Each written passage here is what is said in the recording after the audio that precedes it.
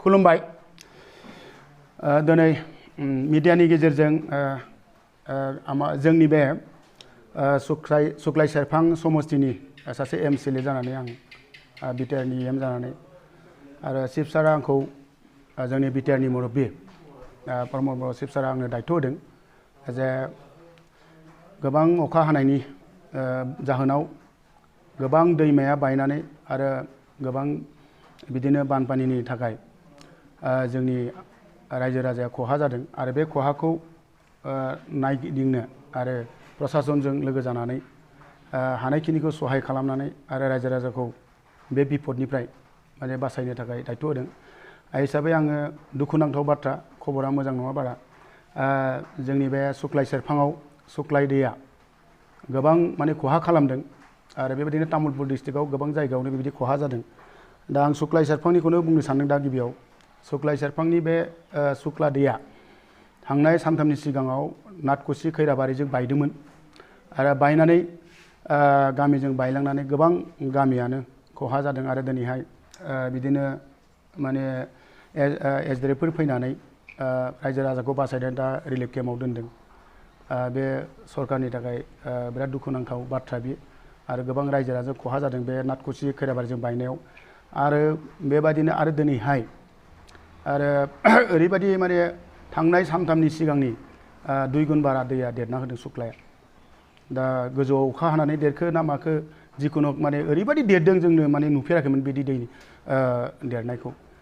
बे देरनायनि जाहोनाव नाथकुसियाव माने मोनसे माने मथौरि दंमोन बे नाथकुसि मथौरिखौ सिफायनानै दा सुक्लाया बे माने नाथकुसिजों फैनानै दा गोबां गामि जों फैनो हमगासिनो दं दा बे गामिफ्रानो जाबाय हाग्रामारि कलबारि दैथपार भकतसुपा घटिसुपा मकलदं आमरागाव आरो पुखुरिपार आरो बरफथार आरो बेलगुरि आरो गासैबो उनथिंहाय माने गरायसर गासैबो बे दैया सुक्लाया बेजों थांगासिनो दं दा आङो मोनसे फोसावनो सानदों जा खावलायनो सानदों बे फोसावनायनि गेजेरजोंनो जाहाथे बे सुक्लाया दैया ओरैबायदि दै माने थाबनो देरो माने बुंनो हाया माला देरो ओरैबायदि देरो दा देरोब्ला दा आं जि नुदों दा थांनानै गावनो नायगिदिंनानै जे ओरैबायदि माने बायनानै दैया माने बे गामिजों फैनो हमदों दा लासै लासै गोबां गामिया माने लोमनो हमबायानो बेनिखायनो आं जि गामिफोरखौ बुंदों बे गामिनि आइमोन आफामोन फंबाय बिनानाव रायजो राजा नोंथांमोनखौ खावलायदों जाहाथे हराव एसे अननानै जाहाथे दैया जाहाथे रायजो राजाखौ खहा खालामनो हाया बेनिखायनो बे साननानै जाहाथे एसे सिनसियारलि थानो थाखाय आं खावलायदों आरो सोरनिबा न'खरा जे मथरि खाथियावब्ला बायनानै होनायनि उनाव बिराद स्पिड जायो बेखौबो एसे नाय जाहाथे गथ' गथायफ्रा माने थाबनो खारनानै माने जों सेफ जानो हानाय नङा बेनिखायनो आं सासे प्रसासननि सासे मानसि हिसाबै आरो सुक्लाय सेरफांनि एमसिएलए बिटिआरनि एम हिसाबै दायित्व थानाय हिसाबै आं खावलायदों जाहाथे जों थांना थानांगोन आरो थांना थायोबासो जों इयुननि खामानिखौ मावनो हागोन बाखि दिनफोराव जों बे समयसाखौ मारै समाधान खालामनो हागोन बेखौ जोङो बिटिआर जों सरकार जा चिफ दङ प्रमद बर' सार बिथांजों जोङो रायज्लायनानै जों नाजागोन खिन्थु गिबियाव आं खावलायदों जाहाथे बे अखा हानायनि जि बानपानि जे बेनिफ्राय जों बारग'नांगोन आरो बेनिफ्राय जोङो जिउखौ बारग'नांगोन बेनिखायनो आङो बे बुंबोनाय गामिफोरखौ खावलायदों जाहाथे एसे हराव जाहाथे बयबो दायित्व लानानै एसे सिनसियारै गावनि गथ' गथायफोरखौ जाहाथे एसे नायो आं बेखौ खावलायदों आरो बे दैया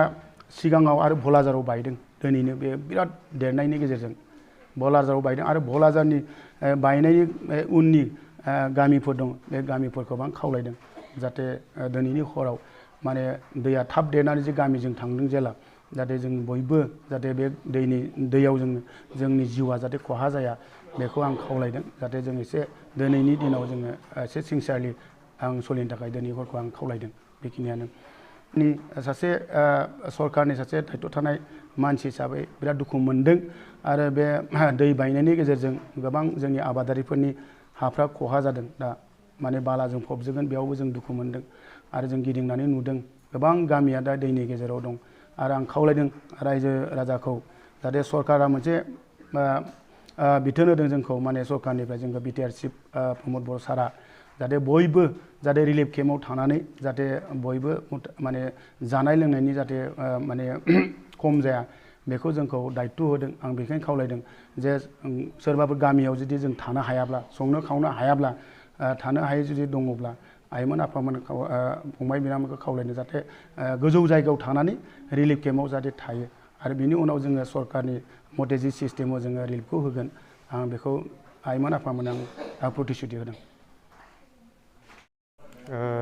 सुक्लाय सेरफांनि सिङाव थानाय माखासे गामिफ्रा थांनाय साननै थाद'नाय गैयै अखा हाबाय, गोब्राब अखा। बेवहाय गोबां गामिफ्रा खहा जादों आरो बेवहाय माखासे माथावरिफ्रा बायनानै गोबां गामिफ्रा खहा जादों। बावैसो एसे आगोलाव EM बिथां रनेन नार्जारी बिथाङा माखासे गामिनि मुंखौ बेवहाय मख'दों। दा बेखिनि गामिनि जायफोर खहा जादों बिथांमोनखौ सरकारि बा BTC गभर्नमेन्टनिफ्राय हरखाब जा मोनसे राहा रिलिफ केम्प बेखिनिखौ खालामबाय थानाय जादों आरो लोगोसे जायफोर गामिफ्रा बांसिनै खहा जानाय माने बेवहाय लामा बायथेनानै फैनो आरो थांनायनि जा मोनसे बेबस्था बियो बायब्रेना थाबाय। बेनि थाखाय हरखाब बेबस्था हिसाबै SDRF टिम फैनानै बिथांमोनखौ नावनि हेफाजाबजों बिथांमोनखौ लाबोनानै रिलिफ केम्पआव दोननाय जादों। दा जायखिजाया दा नैबे हरखाब जा मोनसे राहा दा बेनि गेजेरजों जायफोर गामिफ्रा दोबोना थाबाय दा बिथांमोननि सुबा बा गामिनि सुबुंफ्रा जाहाथे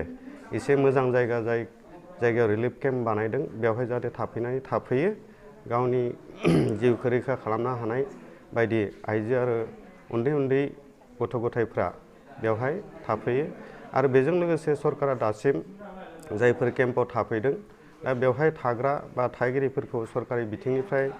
जानायनि बा बायदिसिना राहाखौ खालामनाय जादों। दा बेखायनो गासिबो रायजो राजा बिथांमोनखौ खावलायदों एसे साखा-फारा जानो, एसे साबधान जानो। दा नैबे खैफोदनि समाव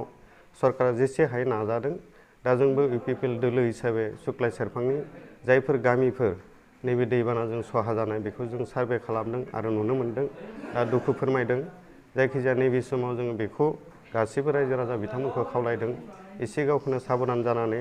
सरकारि बिजोंनिफ्राय जायखिना जा बेबस्था रिलिफ केम्प बानायदों बेवहाय जाहाथे थानानै गावनि जिउखौ एसे रैखा खालामनो हायो। बेवहाय रावबो जाहाथे गोरोन्थि साना बेखिनिखौनो खावलायदों आरो सरकारि भाबै जायखिना बेबस्था बेखौ लागासिनो दङ आरो बेनि गेजेरावबो सोरबा जुदि सन्देह जायोब्ला गावबुरा आरो जायफोर मण्डल बिथांमोन दङ बिथांमोनजों एसे जगाजग जानानै गावबा गाव गामिनि जायफोर जेंना बेखौ एसे सुलाद लानो BTC गभर्नमेन्टनिफ्राय मोनसे हेल्पलाइन नाम्बार होनाय जादों बेखौ बिथांमोना फन खालामनानै बेनिफ्राय मोजां मोनसे फिथाइ बा गावखौनो रैखाथि लानो थाखाय आं खावलायबाय। गोजोन्थों।